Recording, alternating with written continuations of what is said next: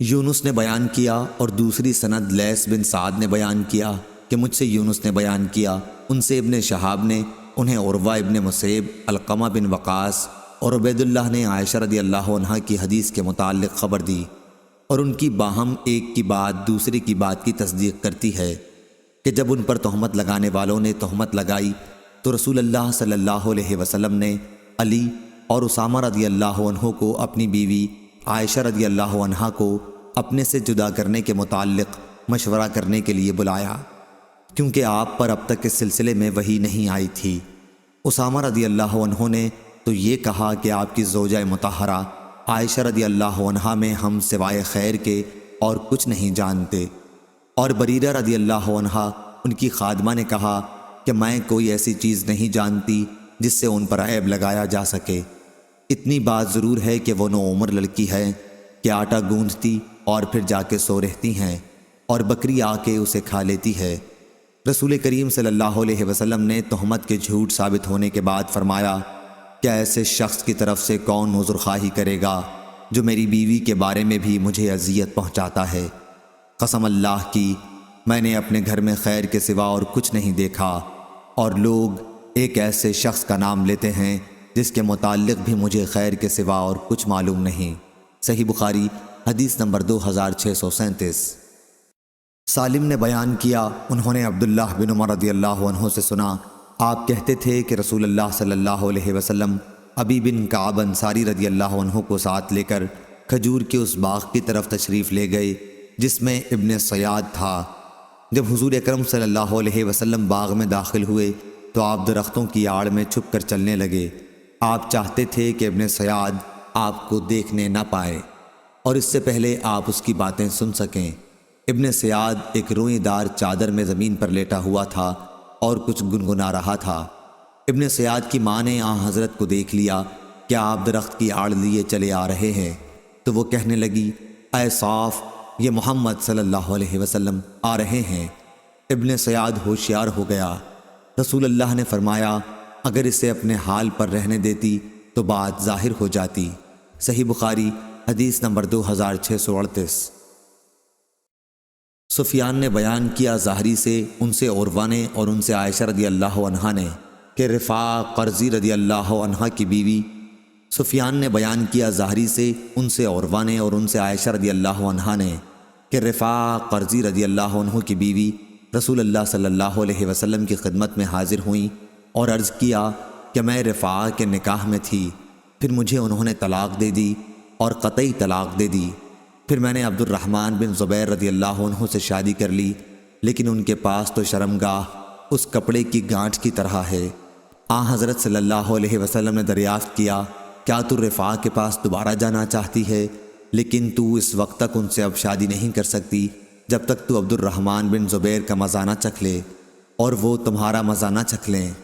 اس وقت ابو بکر رضی اللہ عنہ خدمت نبوی میں موجود تھے اور خالد بن سعید بن عاص رضی اللہ عنہ دروازے پر اپنے لیے اندر آنے کی اجازت کا انتظار کر رہے تھے۔ انہوں نے کہا، ابو بکر، کیا اس عورت کو نہیں دیکھتے کہ نبی کریم صلی اللہ علیہ وسلم کے سامنے کس طرح کی باتیں زور زور سے کہہ رہی ہے؟ صحیح بخاری حدیث نمبر 2639۔ عبداللہ بن ابی ملیکہ نے خبر دی اور انہیں عقبہ بن حارث رضی اللہ عنہ نے کہ انہوں نے ابو احاب بن عزیز کی لڑکی سے شادی کی تھی۔ پھر ایک خاتون آئیں اور کہنے لگیں کہ عقبہ کو بھی میں نے دودھ پلایا ہے اور اسے بھی جس سے اس نے شادی کی ہے۔ عقبہ رضی اللہ عنہ نے کہا کہ مجھے تو معلوم نہیں کہ آپ نے مجھے دودھ پلایا ہے، اور آپ نے مجھے پہلے اس سلسلے میں کچھ بتایا بھی نہیں تھا۔ پھر انہوں نے آل ابو احاب کے یہاں آدمی بھیجا کہ ان سے اس کے متعلق پوچھے۔ انہوں نے بھی یہی جواب دیا کہ ہمیں معلوم نہیں کہ انہوں نے دودھ پلایا ہے۔ عقبہ رضی اللہ عنہ اب رسول اللہ صلی اللہ علیہ وسلم کی خدمت میں مدینہ حاضر ہوئے اور آپ سے مسئلہ پوچھا۔ آپ نے فرمایا، اب کیا ہو سکتا ہے؟ جبکہ کہا جا چکا، آپ نے دونوں میں جدائی کرا دی اور اس کا نکاح دوسرے شخص سے کرا دیا۔ صحیح بخاری حدیث نمبر 2640۔ حمید بن عبد الرحمن بن عوف نے بیان کیا، ان سے عبداللہ بن عتبہ اور انہوں نے عمر بن خطاب رضی اللہ عنہ سے سنا، آپ بیان کرتے تھے کہ رسول اللہ صلی اللہ علیہ وسلم کے زمانے میں لوگوں کا وحی کے ذریعے مواخذہ ہو جاتا تھا، لیکن اب وحی کا سلسلہ ختم ہو گیا اور ہم صرف انہی امور میں مواخذہ کریں گے جو تمہارے عمل سے ہمارے سامنے ظاہر ہوں گے۔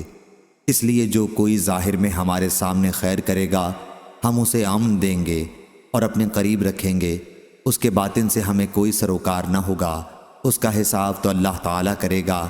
اور جو کوئی ہمارے سامنے ظاہر میں برائی کرے گا تو ہم بھی اسے امن نہیں دیں گے اور نہ ہم اس کی تصدیق کریں گے، خواہ وہ یہی کہتا رہے کہ اس کا باطن اچھا ہے۔ صحیح بخاری حدیث نمبر 2641۔ حماد بن زید نے بیان کیا ثابت سے اور ان سے حضرت انس رضی اللہ عنہ نے کہا کہ رسول اللہ صلی اللہ علیہ وسلم کے پاس سے ایک جنازہ گزرا تو لوگوں نے اس میت کی تعریف کی۔ آپ صلی اللہ علیہ وسلم نے فرمایا کہ واجب ہو گئی۔ پھر دوسرا جنازہ گزرا تو لوگوں نے اس کی برائی کی یا اس کے سوا اور الفاظ اسی مفہوم کو ادا کرنے کے لیے کہے۔ راوی کو شبہ ہے۔ آپ صلی اللہ علیہ وسلم نے اس پر بھی فرمایا کہ واجب ہو گئی۔ عرض کیا گیا یا رسول اللہ، آپ نے اس جنازے کے متعلق بھی فرمایا کہ واجب ہو گئی اور پہلے جنازے پر بھی یہی فرمایا۔ آپ صلی اللہ علیہ وسلم نے فرمایا کہ ایمان والی قوم کی گواہی بارگاہ الہی میں مقبول ہے، یہ لوگ زمین پر اللہ کے گواہ ہیں۔ صحیح بخاری حدیث نمبر 2642۔ عبداللہ بن وریدہ نے بیان کیا ابو الاسود سے کہ میں مدینہ آیا تو یہاں وبا پھیلی ہوئی تھی، لوگ بڑی تیزی سے مر رہے تھے۔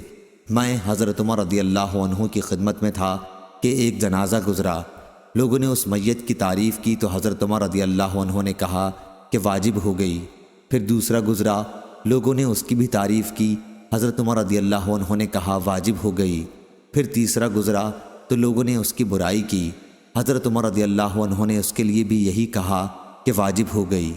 میں نے پوچھا امیر المومنین کیا چیز واجب ہو گئی؟ انہوں نے کہا میں نے اسی طرح کہا جس طرح نبی کریم صلی اللہ علیہ وسلم نے فرمایا تھا کہ جس مسلمان کے لیے 4 آدمی اچھائی کی گواہی دے دیں اسے اللہ تعالی جنت میں داخل کرتا ہے۔ ہم نے حضرت صلی اللہ علیہ وسلم سے پوچھا اور اگر 3 دیں؟ آپ نے فرمایا کہ 3 پر بھی۔ ہم نے پوچھا اور اگر 2 آدمی گواہی دیں؟ فرمایا 2 پر بھی۔ پھر ہم نے ایک کے متعلق آپ سے نہیں پوچھا۔ صحیح بخاری حدیث نمبر 2643۔ حکم نے خبر دی، انہیں اوراق بن مالک نے، انہیں عروہ بن زبیر نے اور ان سے عائشہ رضی اللہ عنہا نے بیان کیا کہ پردے کا حکم نازل ہونے کے بعد افلاح رضی اللہ عنہ نے مجھ سے گھر میں آنے کی اجازت چاہی تو میں نے ان کو اجازت نہیں دی۔ وہ بولے کہ آپ مجھ سے پردہ کرتی ہیں حالانکہ میں آپ کا دودھ کا چچا ہوں۔ میں نے کہا کہ یہ کیسے؟ تو انہوں نے بتایا کہ میرے بھائی وائل کی عورت نے آپ کو میرے بھائی ہی کا دودھ پلایا تھا۔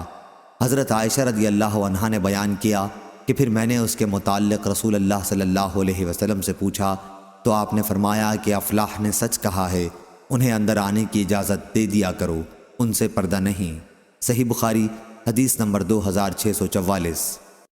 قتادہ نے بیان کیا جابر بن زید سے اور ان سے عبداللہ بن عباس رضی اللہ عنہ نے بیان کیا کہ نبی کریم صلی اللہ علیہ وسلم نے حمزہ رضی اللہ عنہ کی صاحبزادی کے باب میں فرمایا کہ یہ میرے لیے حلال نہیں ہو سکتی۔ جو رشتے نسب کی وجہ سے حرام ہو جاتے ہیں وہی دودھ کی وجہ سے بھی حرام ہو جاتے ہیں، یہ تو میرے رضائی بھائی کی لڑکی ہیں۔ صحیح بخاری حدیث نمبر 2645۔ امام مالک نے خبر دی عبداللہ بن ابی بکر سے، وہ عمرہ بنت عبد الرحمن سے، اور انہیں نبی کریم صلی اللہ علیہ وسلم کی زوجہ مطہرہ اور ام المومنین حضرت عائشہ صدیقہ رضی اللہ عنہا نے خبر دی کہ رسول کریم صلی اللہ علیہ وسلم ان کے یہاں تشریف فرما تھے۔ حضرت عائشہ رضی اللہ عنہا نے ایک صحابی کی آواز سنی جو ام المومنین حفصہ کے گھر میں آنے کی اجازت چاہتا تھا۔ حضرت عائشہ رضی اللہ عنہا نے کہا کہ میں نے کہا یا رسول اللہ میرا خیال ہے یہ حفصہ رضی اللہ عنہا کے دودھ کے چچا ہیں۔ انہوں نے عرض کیا یا رسول اللہ یہ صحابی آپ کے گھر میں جس میں حفصہ رہتی ہیں آنے کی اجازت مانگ رہے ہیں۔ انہوں نے بیان کیا کہ آپ نے فرمایا میرا خیال ہے یہ فلاں صاحب حفصہ کے رضائی چچا ہیں۔ پھر حضرت عائشہ رضی اللہ عنہا نے بھی اپنے ایک رضائی چچا کے متعلق پوچھا کہ اگر فلاں زندہ ہوتے تو کیا وہ بے حجاب میرے پاس آ سکتے تھے؟ رسول اللہ صلی اللہ علیہ وسلم نے فرمایا کہ ہاں، دودھ سے بھی وہ تمام رشتے حرام ہو جاتے ہیں جو نسب کی وجہ سے حرام ہوتے ہیں۔ صحیح بخاری حدیث نمبر 2646۔ سفیان نے خبر دی، انہیں اشعث بن ابو شاہثہ نے، انہیں ان کے والد نے، انہیں مسروق نے اور ان سے عائشہ رضی اللہ عنہا نے بیان کیا کہ نبی کریم صلی اللہ علیہ وسلم گھر میں تشریف لائے تو میرے یہاں ایک صاحب ان کے رضائی بھائی بیٹھے ہوئے تھے۔ آپ نے دریافت فرمایا، عائشہ یہ کون ہے؟ میں نے عرض کیا کہ یہ میرا رضائی بھائی ہے۔ آپ نے فرمایا، عائشہ ذرا دیکھ بھال کر چلو کون تمہارا رضائی بھائی ہے، کیونکہ رضاعت وہی معتبر ہے جو کم سنی میں ہو۔ محمد بن کثیر کے ساتھ اس حدیث کو عبد الرحمن بن مہدی نے سفیان سوری سے روایت کیا ہے۔ صحیح بخاری حدیث نمبر 2647۔ یونس نے بیان کیا، ان سے ابن شہاب نے، انہیں عروہ بن زبیر نے خبر دی کہ ایک عورت نے فتح مکہ پر چوری کر لی تھی، پھر اسے رسول اللہ صلی اللہ علیہ وسلم کی خدمت میں حاضر کیا گیا اور آپ کے حکم کے مطابق اس کا ہاتھ کاٹ دیا گیا۔ حضرت عائشہ رضی اللہ عنہا نے بیان کیا کہ پھر انہوں نے اچھی طرح توبہ کر لی اور شادی کر لی۔ اس کے بعد وہ آتی تھیں تو میں ان کی ضرورت رسول اللہ صلی اللہ علیہ وسلم کی خدمت میں پیش کر دیا کرتی تھی۔ صحیح بخاری حدیث نمبر 2648۔ لیث نے بیان کیا عقیل سے، وہ ابن شہاب سے، ان سے عبید اللہ بن عبداللہ نے اور ان سے زید بن خالد رضی اللہ عنہ نے کہ رسول اللہ صلی اللہ علیہ وسلم نے ان لوگوں کے لیے جو شادی شدہ نہ ہوں اور زنا کریں یہ حکم دیا تھا کہ انہیں 100 کوڑے لگائے جائیں اور 1 سال کے لیے جلا وطن کر دیا جائے۔ صحیح بخاری حدیث نمبر 2649۔ عبداللہ بن مبارک نے خبر دی، کہا ہم کو ابی حیان تیمین یحییٰ بن سعید نے، انہیں شعبی نے اور ان سے نعمان بن بشیر رضی اللہ عنہ نے بیان کیا کہ میری ماں نے میرے باپ سے مجھے ایک چیز ہبہ دینے کے لیے کہا۔ پہلے تو انہوں نے انکار کیا کیونکہ دوسری بیوی کے بھی اولاد تھی، پھر راضی ہو گئے اور مجھے وہ چیز ہبہ کر دی، لیکن ماں نے کہا کہ جب تک آپ نبی کریم صلی اللہ علیہ وسلم کو اس معاملے میں گواہ نہ بنائیں میں اس پر راضی نہ ہوں گی۔ چنانچہ والد میرا ہاتھ پکڑ کر نبی کریم صلی اللہ علیہ وسلم کی خدمت میں حاضر ہوئے۔ میں ابھی 9 عمر تھا۔ انہوں نے عرض کیا کہ اس لڑکے کی ماں عمرہ بنت رواحہ رضی اللہ عنہا مجھ سے ایک چیز اسے ہبہ کرنے کے لیے کہہ رہی ہیں۔ آپ صلی اللہ علیہ وسلم نے دریافت فرمایا، اس کے علاوہ اور بھی تمہارے لڑکے ہیں؟ انہوں نے کہا کہ ہاں ہیں۔ نعمان رضی اللہ عنہ نے بیان کیا، میرا خیال ہے کہ حضرت صلی اللہ علیہ وسلم نے اس پر فرمایا، تو مجھ کو ظلم کی بات پر گواہ نہ بنا۔ اور ابو حریز نے شعبی سے یہ نقل کیا کہ آپ نے فرمایا، میں ظلم کی بات پر گواہ نہیں بنتا۔ صحیح بخاری حدیث نمبر 2650۔ ابو جمرہ نے بیان کیا کہ میں نے زہدم بن مضرب رضی اللہ عنہ سے سنا کہ میں نے عمران بن حسین رضی اللہ عنہ سے سنا اور انہوں نے بیان کیا کہ رسول اللہ صلی اللہ علیہ وسلم نے فرمایا کہ تم میں سب سے بہتر میرے زمانے کے لوگ صحابہ ہیں، پھر وہ لوگ جو ان کے بعد آئیں گے تابعین، پھر وہ لوگ جو اس کے بھی بعد آئیں گے تبع تابعین۔ عمران نے بیان کیا کہ میں نہیں جانتا حضرت صلی اللہ علیہ وسلم نے 2 زمانوں کا اپنے بعد ذکر فرمایا یا 3 کا۔ پھر آپ نے فرمایا کہ تمہارے بعد ایسے لوگ پیدا ہوں گے جو چور ہوں گے، جن میں دیانت کا نام نہ ہوگا، ان سے گواہی دینے کے لیے نہیں کہا جائے گا، لیکن وہ گواہیاں دیتے پھریں گے، نظریں مانیں گے لیکن پوری نہیں کریں گے، موٹاپا ان میں عام ہوگا۔ صحیح بخاری حدیث نمبر 2651۔ سفیان نے خبر دی منصور سے، انہوں نے ابراہیم نخعی سے، انہیں عبیدہ نے اور ان سے عبداللہ رضی اللہ عنہ نے بیان کیا کہ نبی کریم صلی اللہ علیہ وسلم نے فرمایا، سب سے بہتر میرے زمانے کے لوگ ہیں، پھر وہ لوگ جو اس کے بعد ہوں گے، پھر وہ لوگ جو اس کے بعد ہوں گے، اور اس کے بعد ایسے لوگوں کا زمانہ آئے گا جو قسم سے پہلے گواہی دیں گے اور گواہی سے پہلے قسم کھائیں گے۔ ابراہیم نخعی رحمہ اللہ نے بیان کیا کہ ہمارے بڑے بزرگ شہادت اور عہد کا لفظ زبان سے نکالنے پر ہمیں مارتے تھے۔ صحیح بخاری حدیث نمبر 2652۔ عبداللہ بن منیر نے بیان کیا، کہا ہم نے وہب بن جریر اور عبداللہ بن ابراہیم سے سنا۔ عبداللہ بن منیر نے بیان کیا، کہا ہم نے وہب بن جریر اور عبد الملک بن ابراہیم سے سنا۔ انہوں نے بیان کیا کہ ہم سے شعبہ نے بیان کیا، ان سے عبید اللہ بن ابی بکر بن انس نے اور ان سے انس رضی اللہ عنہ نے بیان کیا کہ رسول اللہ صلی اللہ علیہ وسلم سے کبیرہ گناہوں کے متعلق پوچھا گیا تو آپ نے فرمایا کہ اللہ کے ساتھ کسی کو شریک ٹھہرانا ماں باپ کی نافرمانی کرنا، کسی کی جان لینا اور جھوٹی گواہی دینا۔ اس روایت کے مطابق غندر، ابو عامر، بہز اور عبدالصمد نے شعبہ سے کی ہے۔ صحیح بخاری حدیث نمبر 2653۔ جریری نے بیان کیا، ان سے عبد الرحمن بن ابی بکرہ نے اور ان سے ان کے باپ نے بیان کیا کہ رسول اللہ صلی اللہ علیہ وسلم نے فرمایا، کیا میں تم لوگوں کو سب سے بڑے گناہ نہ بتاؤں؟ 3 بار آپ نے اسی طرح فرمایا۔ صحابہ نے عرض کیا، ہاں یا رسول اللہ۔ آپ نے فرمایا، اللہ کا کسی کو شریک ٹھہرانا، ماں باپ کی نافرمانی کرنا۔ آپ اس وقت تک ٹیک لگائے ہوئے تھے، لیکن اب آپ سیدھے بیٹھ گئے اور فرمایا، ہاں، اور جھوٹی گواہی بھی۔ انہوں نے بیان کیا کہ حضرت صلی اللہ علیہ وسلم نے اس جملے کو اتنی مرتبہ دہرایا کہ ہم کہنے لگے، کاش آپ خاموش ہو جاتے۔ اسماعیل بن ابراہیم نے بیان کیا، ان سے جریری نے بیان کیا اور ان سے عبد الرحمن نے بیان کیا۔ صحیح بخاری حدیث نمبر 2654۔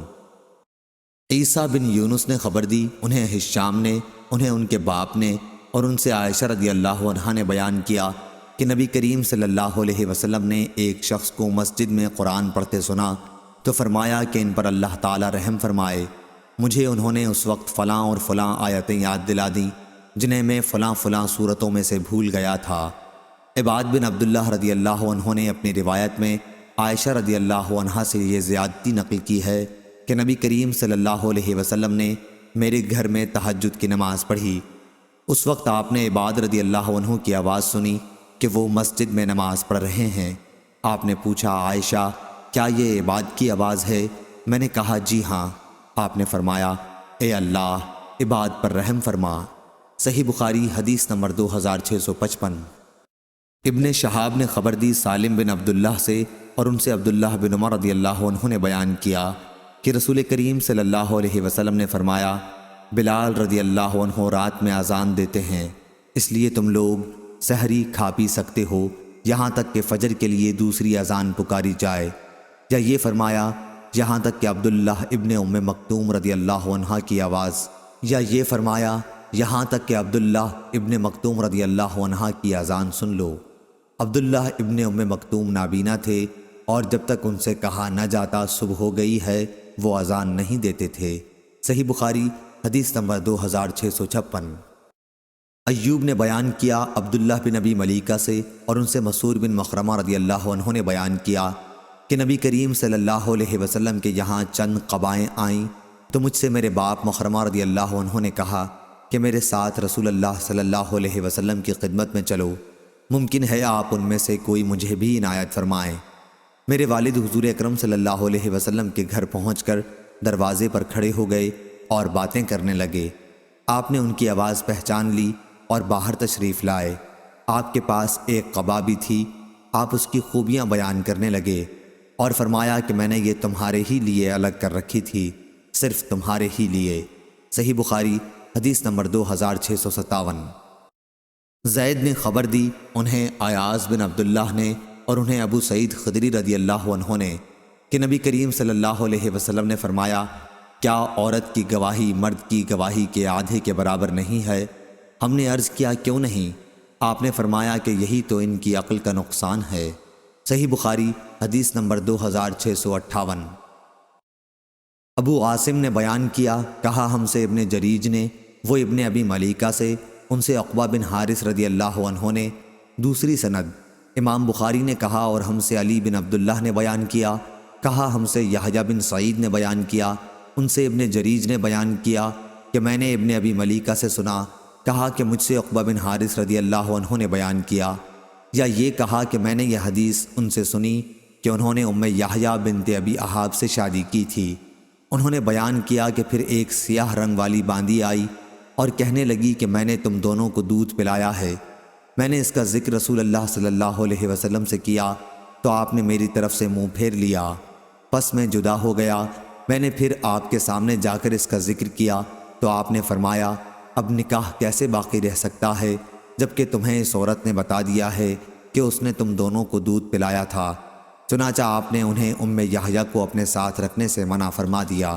صحیح بخاری حدیث نمبر 2659۔ عقبہ بن حارث نے بیان کیا کہ میں نے ایک عورت سے شادی کی تھی، پھر ایک عورت آئی اور کہنے لگی کہ میں نے تم دونوں کو دودھ پلایا تھا، اس لیے میں نبی کریم صلی اللہ علیہ وسلم کی خدمت میں حاضر ہوا۔ آپ نے فرمایا کہ جب تمہیں بتا دیا گیا کہ ایک ہی عورت تم دونوں کی دودھ کی ماں ہے تو پھر اب اور کیا صورت ہو سکتی ہے؟ اپنی بیوی کو اپنے سے جدا کر دے، یا اسی طرح کے الفاظ آپ نے فرمائے۔ صحیح بخاری حدیث نمبر 2660۔ ابو ربیع سلمان بن داؤد نے بیان کیا، امام بخاری نے کہا کہ اس حدیث کے بعض مطالب مجھ کو امام احمد بن یونس نے سمجھائے۔ کہا ہم سے فلیح بن سلیمان نے بیان کیا، ان سے ابن شہاب ظاہری نے بیان کیا، ان سے عروہ بن زبیر، سعید بن مسیب، علقمہ بن وقاص لیثی اور عبید اللہ بن عبداللہ بن عتبہ نے، اور ان سے نبی کریم صلی اللہ علیہ وسلم کی زوجہ مطہرہ حضرت عائشہ رضی اللہ عنہا نے وہ قصہ بیان کیا جب تہمت لگانے والوں نے ان پر تہمت لگائی، لیکن اللہ تعالیٰ نے خود انہیں اس سے بری قرار دیا۔ ظاہری نے بیان کیا کہ ظاہری سے بیان کرنے والے جن کا سند میں ظاہری کے بعد ذکر ہے، تمام راویوں نے عائشہ رضی اللہ عنہا کی اس حدیث کا ایک ایک حصہ بیان کیا تھا۔ بعض راویوں کو بعض دوسرے راویوں سے حدیث زیادہ یاد تھی اور وہ بیان بھی زیادہ بہتر طریقے پر کر سکتے تھے۔ بہرحال ان سب راویوں سے میں نے یہ حدیث پوری طرح محفوظ کر لی تھی جسے وہ عائشہ رضی اللہ عنہا سے بیان کرتے تھے۔ ان راویوں میں ہر ایک کی روایت سے دوسرے راوی کی تصدیق ہوتی تھی۔ ان کا بیان تھا کہ عائشہ رضی اللہ عنہا نے کہا، رسول اللہ صلی اللہ علیہ وسلم جب سفر میں جانے کا ارادہ کرتے تو اپنی بیویوں کے درمیان قرعہ ڈالتے، جس کا پانسا نکلتا سفر میں وہی آپ کے ساتھ جاتی۔ چنانچہ ایک غزوہ کے موقع پر جس میں آپ بھی شرکت کر رہے تھے، آپ صلی اللہ علیہ وسلم نے قرعہ ڈلوایا اور میرا نام نکلا۔ اب میں آپ کے ساتھ تھی۔ یہ واقعہ پردے کی آیت کے نازل ہونے کے بعد کا ہے۔ خیر میں ایک ہودج میں سوار رہتی، اسی میں بیٹھے بیٹھے مجھ کو اتارا جاتا تھا۔ اس طرح ہم چلتے رہے۔ پھر جب رسول اللہ صلی اللہ علیہ وسلم جہاد سے فارغ ہو کر واپس ہوئے اور ہم مدینے کے قریب پہنچ گئے تو ایک رات آپ نے کوچ کا اعلان کروایا۔ میں یہ حکم سنتے ہی اٹھی اور لشکر سے آگے بڑھ گئی۔ جب حاجت سے فارغ ہوئی تو کجاوے کے پاس آ گئی۔ وہاں پہنچ کر جو میں نے اپنا سینہ ٹٹولا تو میرا اظفار کے کالے نگینوں کا ہار موجود نہیں تھا، اس لیے میں وہاں دوبارہ پہنچی جہاں قضائے حاجت کے لیے گئی تھی۔ اس عرصے میں وہ اصحاب جو مجھے سوار کراتے تھے آئے اور میرا ہودج اٹھا کر میرے اونٹ پر رکھ دیا۔ وہ یہی سمجھے کہ میں اس میں بیٹھی ہوں۔ ان دنوں عورتیں ہلکی پھلکی ہوتی تھیں، بھاری بھرکم نہیں۔ گوشت ان میں زیادہ نہیں رہتا تھا کیونکہ بہت معمولی غذا کھاتی تھیں، اس لیے ان لوگوں نے جب ہودج کو اٹھایا تو انہیں اس کے بوجھ میں کوئی فرق معلوم نہیں ہوا۔ میں یوں بھی نوعمر لڑکی تھی، چنانچہ اصحاب نے اونٹ کو ہانک دیا اور خود بھی اس کے ساتھ چلنے لگے۔ جب لشکر روانہ ہو چکا تو مجھے اپنا ہار ملا اور میں پڑاؤ کی جگہ آئی، لیکن وہاں کوئی آدمی موجود نہ تھا، اس لیے میں اس جگہ گئی جہاں پہلے میرا قیام تھا کہ جب وہ لوگ مجھے نہیں پائیں گے تو یہیں لوٹ کے آئیں گے۔ اپنی جگہ پہنچ کر میں یوں ہی بیٹھی ہوئی تھی کہ میری آنکھ لگ گئی اور میں سو گئی۔ صفوان بن معطل سلمہ ثم ذکوانی رضی اللہ عنہ لشکر کے پیچھے تھے، جو لشکریوں کی گری پڑی چیزوں کو اٹھا کر انہیں ان کے مالک تک پہنچانے کی خدمت کے لیے مقرر تھے۔ وہ میری طرف سے گزرے تو ایک سوئے ہوئے انسان کا سایہ نظر پڑا، اس لیے اور قریب پہنچے۔ پردے کے حکم سے پہلے وہ مجھے دیکھ چکے تھے۔ ان کے انا للہ پڑھنے سے میں بیدار ہو گئی۔ آخر انہوں نے اپنا اونٹ بٹھایا اور اس کے اگلے پاؤں کو موڑ دیا تاکہ بلا کسی مدد کے میں خود سوار ہو سکوں۔ چنانچہ میں سوار ہو گئی۔ اب وہ اونٹ پر مجھے بٹھائے ہوئے خود اس کے آگے آگے چلنے لگے۔ اسی طرح ہم جب لشکر کے قریب پہنچے تو لوگ بھری دوپہر میں آرام کے لیے پڑاؤ ڈال چکے تھے۔ اتنی ہی بات تھی جس کی بنیاد پر جسے ہلاک ہونا تھا وہ ہلاک ہوا، اور تہمت کے معاملے میں پیش پیش عبداللہ بن ابی ابن سلول منافق تھا۔ پھر ہم مدینے آ گئے اور میں 1 مہینے تک بیمار رہی۔ تہمت لگانے والوں کی باتوں کا خوب چرچا ہو رہا تھا۔ اپنی اس بیماری کے دوران مجھے اس سے بھی بڑا شبہ ہوتا تھا کہ ان دنوں رسول اللہ صلی اللہ علیہ وسلم کا وہ لطف و کرم بھی میں نہیں دیکھتی تھی جن کا مشاہدہ اپنی پچھلی بیماریوں میں کر چکی تھی۔ پس آپ گھر میں جب آتے تو سلام کرتے اور صرف اتنا دریافت فرما لیتے، مزاج کیسا ہے؟ جو باتیں تہمت لگانے والے پھیلا رہے تھے ان میں سے کوئی بات مجھے معلوم نہیں تھی۔ جب میری صحت کچھ ٹھیک ہوئی تو ایک رات میں ام مستح کے ساتھ مناصے کی طرف گئی۔ یہ ہماری قضائے حاجت کی جگہ تھی، ہم یہاں صرف رات ہی میں آتے تھے۔ یہ اس زمانے کی بات ہے جب ابھی ہمارے گھروں کے قریب بیت الخلاء نہیں بنے تھے۔ میدان میں جانے کے سلسلے میں قضائے حاجت کے لیے ہمارا طرز عمل قدیم عرب کی طرح تھا۔ میں اور ام مستح بنت ابی رحم چل رہے تھے کہ وہ اپنی چادر میں الجھ کر گر پڑیں اور ان کی زبان سے نکل گیا، مستح برباد ہو۔ میں نے کہا، بری بات آپ نے اپنی زبان سے نکالی، ایسے شخص کو برا کہہ رہی ہیں آپ جو بدر کی لڑائی میں شریک تھا۔ وہ کہنے لگی، اے جو کچھ ان سب نے کہا ہے وہ آپ نے نہیں سنا۔ پھر انہوں نے تہمت لگانے والوں کی ساری باتیں سنائیں اور ان باتوں کو سن کر میری بیماری اور بڑھ گئی۔ میں جب اپنے گھر واپس ہوئی تو رسول اللہ صلی اللہ علیہ وسلم اندر تشریف لائے اور دریافت فرمایا، مزاج کیسا ہے؟ میں نے عرض کیا کہ آپ مجھے والدین کے یہاں جانے کی اجازت دیجیے۔ اس وقت میرا ارادہ یہ تھا کہ ان سے اس خبر کی تحقیق کروں گی۔ حضرت صلی اللہ علیہ وسلم نے مجھے جانے کی اجازت دے دی اور میں جب گھر آئی تو میں نے اپنی والدہ ام رومان سے ان باتوں کے متعلق پوچھا جو لوگوں میں پھیلی ہوئی تھیں۔ انہوں نے فرمایا، بیٹی اس طرح کی باتوں کی پرواہ نہ کر، خدا کی قسم شاید ہی ایسا ہو کہ تجھ جیسی حسین و خوبصورت عورت کسی مرد کے گھر میں ہو اور اس کی سوکنیں بھی ہوں، پھر بھی اس طرح کی باتیں پھیلائی نہ جایا کریں۔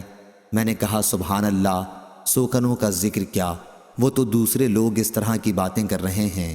انہوں نے بیان کیا کہ وہ رات میں نے وہیں گزاری، صبح تک میرے آنسو نہیں تھمتے تھے اور نہ نیند آئی۔ صبح ہوئی تو رسول اللہ صلی اللہ علیہ وسلم نے اپنی بیوی کو جدا کرنے کے سلسلے میں مشورہ کرنے کے لیے علی بن ابی طالب اور اسامہ بن زید رضی اللہ عنہ کو بلوایا، کیونکہ وہی اس سلسلے میں اب تک نہیں آئی تھی۔ اسامہ رضی اللہ عنہ کو آپ کی بیویوں سے آپ کی محبت کا علم تھا، اس لیے اس کی کے مطابق مشورہ دیا اور کہا، آپ کی بیوی یا رسول اللہ صلی اللہ علیہ وسلم، واللہ ہم ان کے متعلق خیر کے سوا اور کچھ نہیں جانتے۔ حضرت علی رضی اللہ عنہ نے کہا، یا رسول اللہ صلی اللہ علیہ وسلم، اللہ تعالیٰ نے آپ پر کوئی تنگی نہیں کی ہے، عورتیں ان کے سوا بھی بہت ہیں، باندی سے بھی آپ دریافت فرما لیجئے، وہ سچی بات بیان کریں گی۔ چنانچہ رسول اللہ صلی اللہ علیہ وسلم نے بریرہ رضی اللہ عنہ کو بلایا جو عائشہ رضی اللہ عنہ کی خاص خادمہ تھی، اور دریافت فرمایا، بریرہ کیا تم نے عائشہ میں کوئی ایسی چیز دیکھی ہے جس سے تمہیں شبہ ہوا ہو؟ بریرہ رضی اللہ عنہ نے عرض کیا، نہیں، اس ذات کی قسم جس نے آپ کو حق کے ساتھ مبعوث فرمایا ہے، میں نے ان میں کوئی ایسی چیز نہیں دیکھی جس کا عیب میں ان پر لگا سکوں۔ اتنی بات ضرور ہے کہ وہ 9 عمر لڑکی ہیں، آٹا گوندھ کر سو جاتی ہیں، پھر بکری آتی ہے اور کھا لیتی ہے۔ رسول اللہ صلی اللہ علیہ وسلم نے اسی دن عبداللہ بن ابی ابن سلول کے بارے میں مدد چاہی۔ آپ نے فرمایا، ایک ایسے شخص کے بارے میں میری کون مدد کرے گا جس کی اذیت اور تکلیف دہی کا سلسلہ اب میری بیوی کے معاملے تک پہنچ چکا ہے۔ اللہ کی قسم، اپنی بیوی کے بارے میں خیر کے سوا اور کوئی چیز مجھے معلوم نہیں۔ پھر نام بھی اس معاملے میں انہوں نے ایک ایسے آدمی کا لیا ہے جس کے متعلق بھی میں خیر کے سوا اور کچھ نہیں جانتا۔ خود میرے گھر میں جب بھی وہ آئے ہیں تو میرے ساتھ ہی آئے۔ یہ سن کر سعد بن معاذ رضی اللہ عنہ کھڑے ہوئے اور عرض کیا، کیا رسول اللہ صلی اللہ علیہ وسلم، واللہ میں آپ کی مدد کروں گا۔ اگر وہ شخص جس کے متعلق تہمت لگانے کا آپ نے اشارہ فرمایا ہے اوس قبیلے سے ہوگا تو ہم اس کی گردن مار دیں گے، کیونکہ سعد رضی اللہ عنہ خود قبیلہ اوس کے سردار تھے، اور اگر وہ خزرج کا آدمی ہوا تو آپ ہمیں حکم دیں، جو بھی آپ کا حکم ہوگا ہم تعمیل کریں گے۔ اس کے بعد سعد بن عبادہ رضی اللہ عنہ کھڑے ہوئے جو قبیلہ خزرج کے سردار تھے، حالانکہ اس سے پہلے اب تک بہت صالح تھے، لیکن اس وقت سعد بن معاذ رضی اللہ عنہ کی بات پر حمیت سے غصہ ہو گئے تھے، اور سعد بن معاذ رضی اللہ عنہ سے کہنے لگے، خدا کے دوام و بقا کی قسم، تم جھوٹ بولتے ہو، نہ تم اسے قتل کر سکتے ہو اور نہ تمہارے اندر اس کی طاقت ہے۔ پھر اسید بن حذیر رضی اللہ عنہ کھڑے ہوئے، سعد بن معاذ رضی اللہ عنہ کے چچا زاد بھائی، اور کہا خدا کی قسم ہم اسے قتل کر دیں گے اگر رسول اللہ صلی اللہ علیہ وسلم کا حکم ہوا۔ کوئی شبہ نہیں رہ جاتا کہ تم بھی منافق ہو، کیونکہ منافقوں کی طرفداری کر رہے ہو۔ اس پر اوس و خزرج دونوں قبیلوں کے لوگ اٹھ کھڑے ہوئے اور آگے بڑھنے ہی والے تھے کہ رسول اللہ صلی اللہ علیہ وسلم جو ابھی تک ممبر پر تشریف رکھتے تھے ممبر سے اترے اور لوگوں کو نرم کیا۔ اب سب لوگ خاموش ہو گئے اور آپ بھی خاموش ہو گئے۔ میں اس دن بھی روتی رہی، نہ میرے آنسو تھمتے تھے اور نہ نیند آتی تھی۔ پھر میرے پاس میرے ماں باپ آئے، میں 2 راتوں اور 1 دن سے برابر روتی رہی تھی۔ ایسا معلوم ہوتا تھا کہ روتے روتے میرے دل کے ٹکڑے ہو جائیں گے۔ انہوں نے بیان کیا کہ ماں باپ میرے پاس بیٹھے ہوئے تھے کہ ایک انصاری عورت نے اجازت چاہی اور میں نے انہیں اندر آنے کی اجازت دے دی، اور وہ بھی میرے ساتھ بیٹھ کر رونے لگیں۔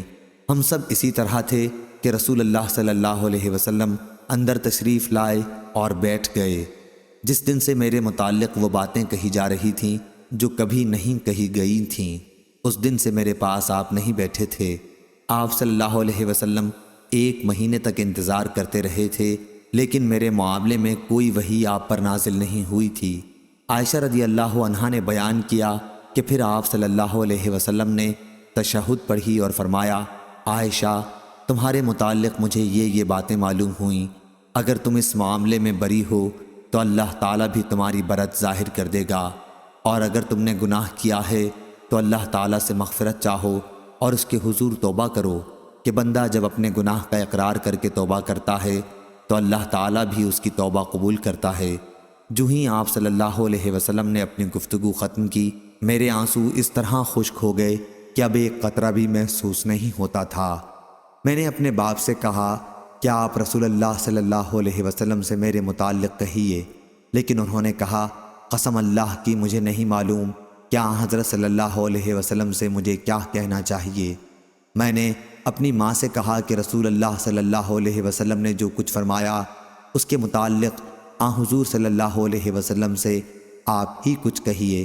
انہوں نے بھی یہی فرما دیا کہ قسم اللہ کی مجھے معلوم نہیں کہ مجھے رسول اللہ صلی اللہ علیہ وسلم سے کیا کہنا چاہیے۔ انہوں نے بیان کیا کہ میں نوعمر لڑکی تھی، قرآن مجھے زیادہ یاد نہیں تھا۔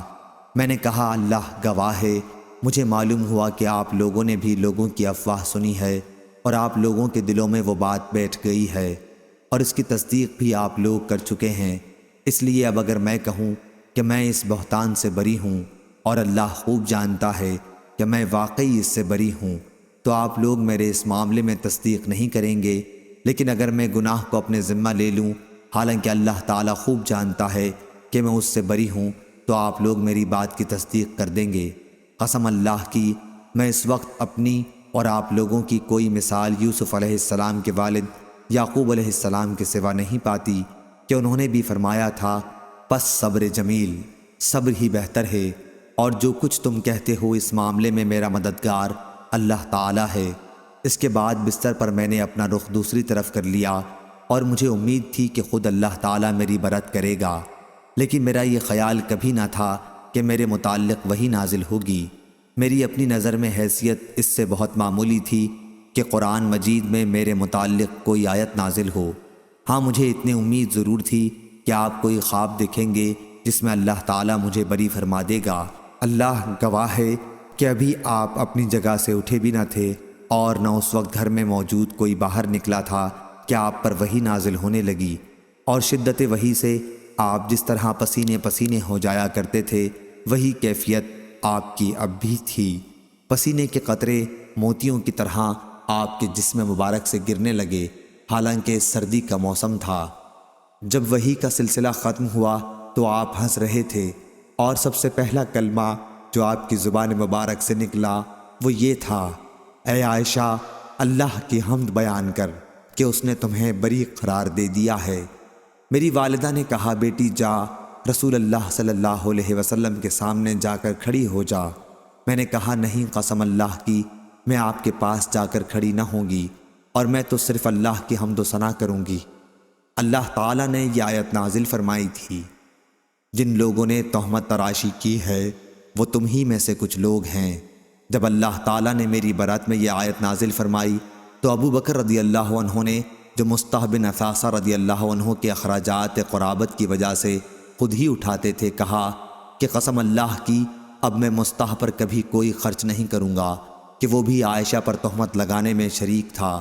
اس پر اللہ تعالیٰ نے یہ آیت نازل کی، تم میں سے صاحب فضل و صاحب مال لوگ قسم نہ کھائیں، اللہ کے ارشاد غفور الرحیم تک۔ ابو بکر رضی اللہ عنہ نے کہا، خدا کی قسم بس میری یہی خواہش ہے کہ اللہ تعالیٰ میری مغفرت کر دے۔ چنانچہ مصطح رضی اللہ عنہ کو جو آپ پہلے دیا کرتے تھے وہ پھر دینے لگے۔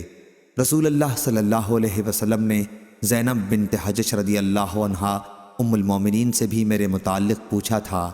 آپ نے دریافت فرمایا کہ زینب، تم عائشہ رضی اللہ عنہا کے متعلق کیا جانتی ہو اور کیا دیکھا ہے؟ انہوں نے جواب دیا، میں اپنے کان اور اپنی آنکھ کی حفاظت کرتی ہوں کہ جو چیز میں نے دیکھی ہو یا سنی ہو وہ آپ سے بیان کرنے لگوں۔ خدا گواہ ہے کہ میں نے ان میں خیر کے سوا اور کچھ نہیں دیکھا۔ عائشہ رضی اللہ عنہا نے بیان کیا کہ یہی میری برابر کی تھیں، لیکن اللہ تعالیٰ نے انہیں تقوی کی وجہ سے بچا لیا۔ صحیح بخاری حدیث نمبر 2661۔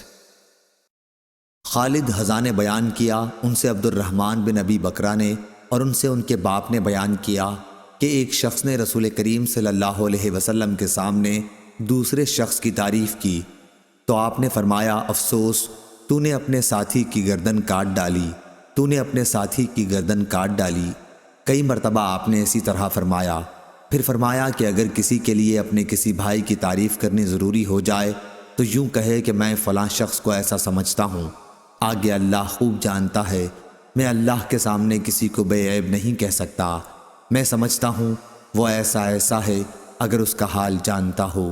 صحیح بخاری حدیث نمبر 2662۔ ابو موسیٰ اشعری رضی اللہ عنہ نے بیان کیا کہ رسول کریم صلی اللہ علیہ وسلم نے سنا کہ ایک شخص دوسرے کی تعریف کر رہا تھا اور مبالغے سے کام لے رہا تھا، تو رسول اللہ صلی اللہ علیہ وسلم نے فرمایا کہ تم لوگوں نے اس شخص کو ہلاک کر دیا، اس کی پشت توڑ دی۔ صحیح بخاری حدیث نمبر 2663۔ نافع نے بیان کیا، انہوں نے کہا کہ ہم سے عبداللہ بن عمر رضی اللہ عنہ نے بیان کیا کہ احد کی لڑائی کے موقع پر وہ رسول اللہ صلی اللہ علیہ وسلم کے سامنے جنگ پر جانے کے لیے پیش ہوئے تو انہیں اجازت نہیں ملی۔ اس وقت ان کی عمر 14 سال تھی۔ پھر غزوہ خندق کے موقع پر پیش ہوئے تو اجازت مل گئی۔ اس وقت ان کی عمر 15 سال تھی۔ نافع نے بیان کیا کہ جب میں عمر بن عبدالعزیز رحمہ اللہ کے یہاں ان کی خلافت کے زمانے میں گیا تو میں نے ان سے یہ حدیث بیان کی تو انہوں نے فرمایا کہ چھوٹے اور بڑے کے درمیان 15 سال ہی کی حد ہے۔ پھر انہوں نے اپنے حاکموں کو لکھا کہ جس بچے کی عمر 15 سال کی ہو جائے اس کا فوجی وظیفہ بیت المال سے مقرر کر دیں۔ صحیح بخاری حدیث نمبر 2664۔ سفیان نے بیان کیا، انہوں نے کہا ہم سے صفوان بن سلیم نے بیان کیا، ان سے عطا بن یسار نے اور ان سے ابو سعید خدری رضی اللہ عنہ نے کہ نبی کریم صلی اللہ علیہ وسلم نے فرمایا، ہر بالغ پر جمعہ کے دن غسل واجب ہے۔ صحیح بخاری حدیث نمبر 2665۔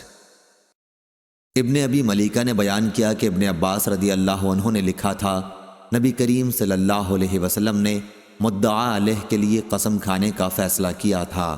صحیح بخاری حدیث نمبر 2668۔ اکرمہ نے بیان کیا اور ان سے ابن عباس رضی اللہ عنہ نے بیان کیا کہ ہلال بن امیہ رضی اللہ عنہ نے نبی کریم صلی اللہ علیہ وسلم کے سامنے اپنی بیوی پر شریک بن صحمہ کے ساتھ تہمت لگائی تو آپ نے فرمایا کہ اس پر گواہ لا ورنہ تمہاری پیٹھ پر حد لگائی جائے گی۔ انہوں نے کہا، یا رسول اللہ، کیا ہم میں سے کوئی شخص اگر اپنی عورت دوسرے کو دیکھے گا تو گواہ ڈھونڈنے دوڑے گا؟ حضرت صلی اللہ علیہ وسلم برابر یہی فرماتے رہے کہ گواہ لا ورنہ تمہاری پیٹھ پر حد لگائی جائے گی۔ پھر لعان کی حدیث کا ذکر کیا۔ صحیح بخاری حدیث نمبر 2671۔ جریر بن عبد الحمید نے بیان کیا اعمش سے، ان سے ابو صالح نے اور ان سے ابو ہریرہ رضی اللہ عنہ نے بیان کیا کہ رسول اللہ صلی اللہ علیہ وسلم نے فرمایا، 3 طرح کے لوگ ایسے ہیں کہ اللہ تعالیٰ ان سے بات بھی نہ کرے گا۔ نہ ان کی طرف نظر اٹھا کر دیکھے گا اور نہ انہیں پاک کرے گا، بلکہ انہیں سخت دردناک عذاب ہوگا۔ ایک وہ شخص جو سفر میں ضرورت سے زیادہ پانی لیے جا رہا ہے اور کسی مسافر کو جسے پانی کی ضرورت ہو نہ دے۔ دوسرا وہ شخص جو کسی خلیفۃ المسلمین سے بیعت کرے اور صرف دنیا کے لیے بیعت کرے کہ جس سے اس نے بیعت کی اگر وہ اس کا مقصد پورا کر دے تو یہ بھی وفاداری سے کام لے، ورنہ اس کے ساتھ بیعت و عہد کے خلاف کرے۔ تیسرا وہ شخص جو کسی سے عصر کے بعد کسی سامان کا بھاؤ کرے اور اللہ کی قسم کھا لے کہ اسے اس کا اتنا اتنا روپیہ مل رہا تھا اور خریدار اس سامان کو اس کی قسم کی وجہ سے لے لے، حالانکہ وہ جھوٹا ہے۔ صحیح بخاری حدیث نمبر 2672۔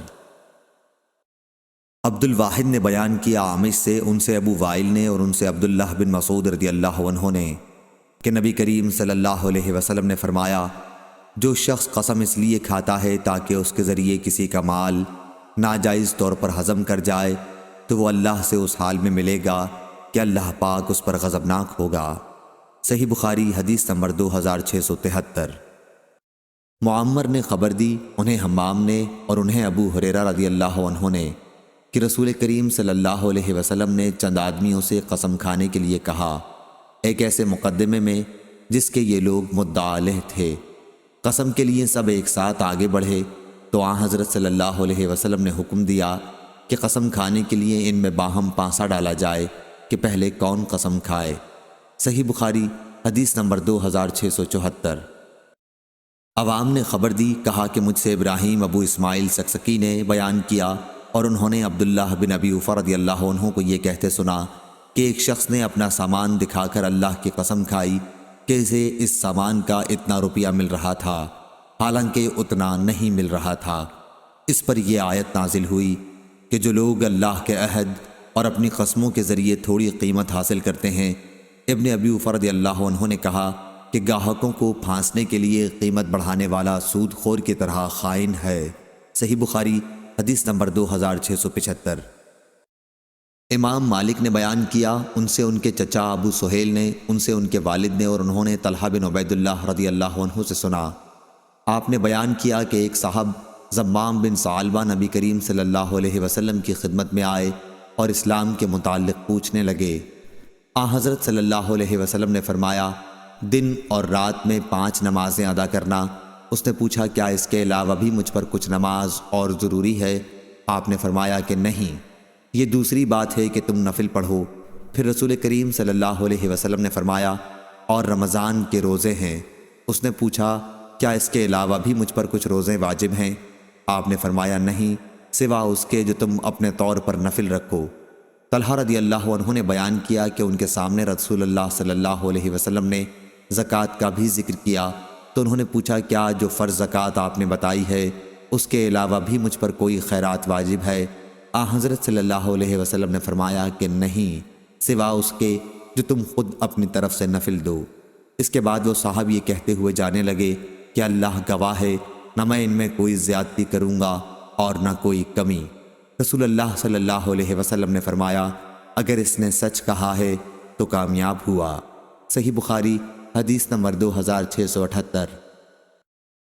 چویریہ نے بیان کیا، انہوں نے کہا کہ نافع نے حضرت عبداللہ بن عمر رضی اللہ عنہ سے بیان کیا کہ نبی کریم صلی اللہ علیہ وسلم نے فرمایا، اگر کسی کو قسم کھانی ہی ہے تو اللہ تعالیٰ ہی کی قسم کھائے، ورنہ خاموش رہے۔ صحیح بخاری حدیث نمبر 2679۔ عبداللہ بن مسلمہ نے بیان کیا امام مالک سے، ان سے ہشام بن عروہ نے، ان سے ان کے باپ نے، ان سے زینب نے اور ان سے ام سلمہ رضی اللہ عنہا نے کہ رسول کریم صلی اللہ علیہ وسلم نے فرمایا، تم لوگ میرے یہاں اپنے مقدمات لاتے ہو اور کبھی ایسا ہوتا ہے کہ ایک تم میں دوسرے سے دلیل بیان کرنے میں بڑھ کر ہوتا ہے، قوت بیانیہ بڑھ کر رکھتا ہے، پھر میں اس کو اگر اس کے بھائی کا حق غلطی سے دلا دوں تو وہ حلال نہ سمجھے، اس کو نہ لے، میں اس کو دوزخ کا ایک ٹکڑا دلا رہا ہوں۔ صحیح بخاری حدیث نمبر 2680۔ ابراہیم بن سعد نے بیان کیا، ان سے صالح بن کیسان نے، ان سے ابن شہاب نے، ان سے عبید اللہ بن عبداللہ نے کہ عبداللہ بن عباس رضی اللہ عنہ نے انہیں خبر دی، انہوں نے بیان کیا کہ انہیں ابو سفیان رضی اللہ عنہ نے خبر دی کہ ہرقل نے ان سے کہا تھا کہ میں نے تم سے پوچھا تھا کہ وہ محمد صلی اللہ علیہ وسلم تمہیں کس بات کا حکم دیتے ہیں، تو تم نے بتایا کہ وہ تمہیں نماز، سچائی، عفت، عہد کے پورا کرنے اور امانت کے ادا کرنے کا حکم دیتے ہیں، اور یہ نبی کی صفات ہیں۔ صحیح بخاری حدیث نمبر 2681۔ ابو سہیل نافع بن مالک بن ابی عامر نے بیان کیا، ان سے ان کے باپ نے بیان کیا اور ان سے ابو ہریرہ رضی اللہ عنہ نے بیان کیا کہ رسول اللہ صلی اللہ علیہ وسلم نے فرمایا، منافق کی 3 نشانیاں ہیں، جب بات کہی تو جھوٹ کہی، امانت دی گئی تو اس میں خیانت کی، اور وعدہ کیا تو اسے پورا نہیں کیا۔ صحیح بخاری حدیث نمبر 2682۔ جابر بن عبداللہ رضی اللہ عنہ نے بیان کیا، کہا نبی کریم صلی اللہ علیہ وسلم کی وفات کے بعد حضرت ابو بکر رضی اللہ عنہ کے پاس بحرین کے عامل علاب بن حضرمی رضی اللہ عنہ کی طرف سے مال آیا۔ ابو بکر رضی اللہ عنہ نے اعلان کرا دیا کہ جس کسی کا بھی نبی کریم صلی اللہ علیہ وسلم پر کوئی قرض ہو یا حضرت صلی اللہ علیہ وسلم کا اس سے وعدہ ہو تو وہ ہمارے پاس آئے۔ جابر رضی اللہ عنہ نے بیان کیا کہ اس پر میں نے ان سے کہا کہ مجھ سے رسول اللہ صلی اللہ علیہ وسلم نے وعدہ فرمایا تھا کہ آپ صلی اللہ علیہ وسلم اتنا مال مجھے عطا فرمائیں گے۔ چنانچہ حضرت ابو بکر رضی اللہ عنہ نے 3 مرتبہ اپنے ہاتھ بڑھائے اور میرے ہاتھ پر 500، پھر 500، پھر 500 گن دیے۔ صحیح بخاری حدیث نمبر 2683۔ سعید بن جبیر نے بیان کیا کہ حیرہ کے یہودی نے مجھ سے پوچھا، موسیٰ علیہ السلام نے اپنے مہر کے ادا کرنے میں کون سی مدت پوری کی تھی، یعنی 8 سال کی یا 10 سال کی، جن کا قرآن میں ذکر ہے؟ میں نے کہا کہ مجھے معلوم نہیں، ہاں عرب کے بڑے عالم کی خدمت میں حاضر ہو کر پوچھ لوں تو پھر تمہیں بتا دوں گا۔ چنانچہ میں نے ابن عباس رضی اللہ عنہ سے پوچھا تو انہوں نے بتایا کہ آپ نے بڑی مدت پوری کی، 10 سال کی، جو دونوں مدتوں میں بہتر تھی۔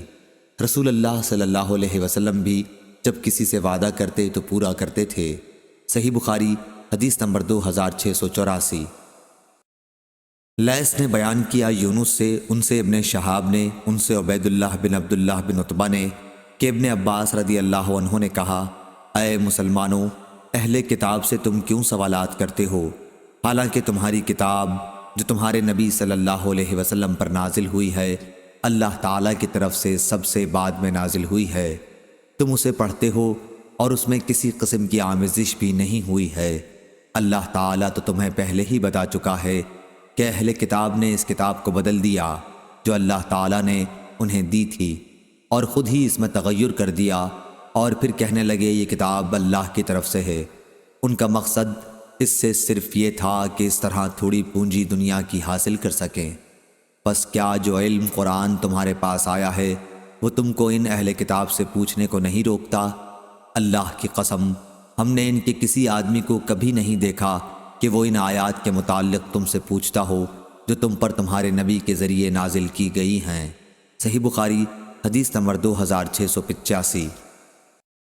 شعبی نے بیان کیا، انہوں نے نعمان بن بشیر رضی اللہ عنہ سے سنا، وہ کہتے تھے کہ نبی کریم صلی اللہ علیہ وسلم نے فرمایا، اللہ کی حدود میں سستی برتنے والے اور اس میں مبتلا ہو جانے والے کی مثال ایک ایسی قوم کسی ہے جس نے ایک کشتی پر سفر کرنے کے لیے جگہ کے بارے میں قرآن اندازی کی، پھر نتیجے میں کچھ لوگ نیچے سوار ہوئے اور کچھ لوگ اوپر۔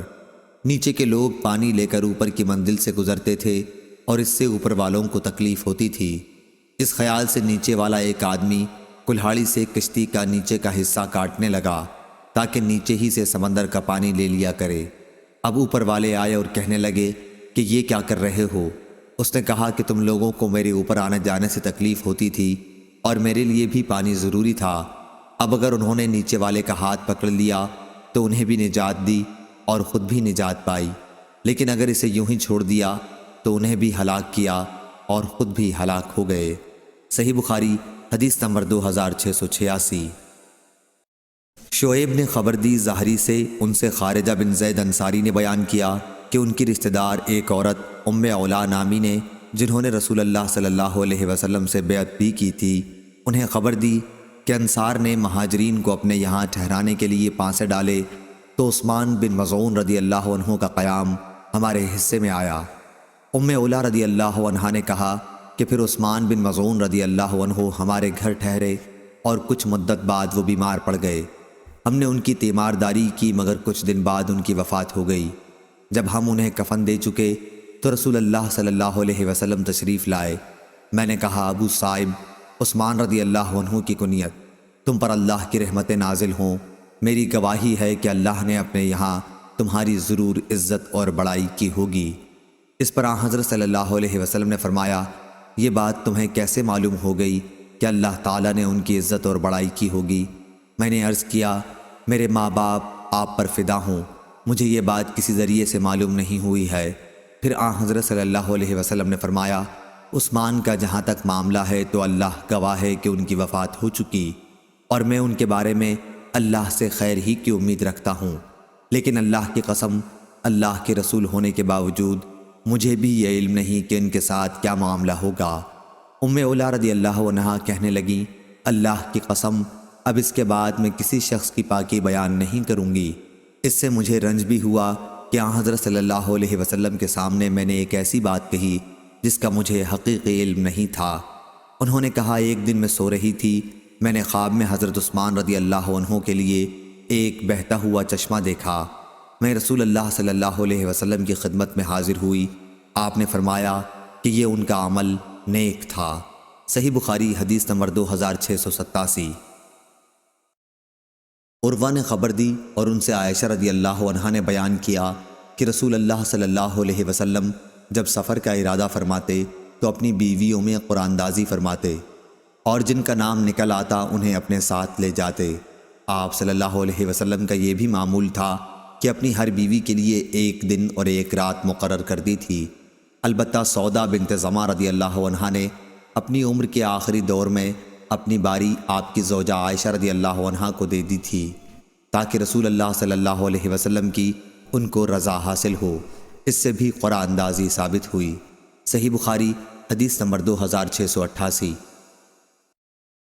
امام مالک نے بیان کیا، ان سے ابو بکر کے غلام سمی نے بیان کیا، ان سے ابو صالح نے اور ان سے ابو ہریرہ رضی اللہ عنہ نے کہ رسول اللہ صلی اللہ علیہ وسلم نے فرمایا، اگر لوگوں کو معلوم ہوتا کہ اذان اور صف اول میں کتنا ثواب ہے اور پھر انہیں اس کے حاصل کرنے کے لیے قرآن اندازی کرنی پڑتی تو وہ قرآن اندازی بھی کرتے، اور اگر انہیں معلوم ہو جائے کہ نماز سویرے پڑھنے میں کتنا ثواب ہے تو لوگ ایک دوسرے سے سبقت کرنے لگیں، اور اگر انہیں معلوم ہو جائے کہ عشاء اور صبح کی کتنی فضیلتیں ہیں تو اگر گھٹنوں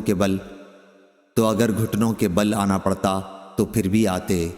صحیح بخاری حدیث نمبر 2689۔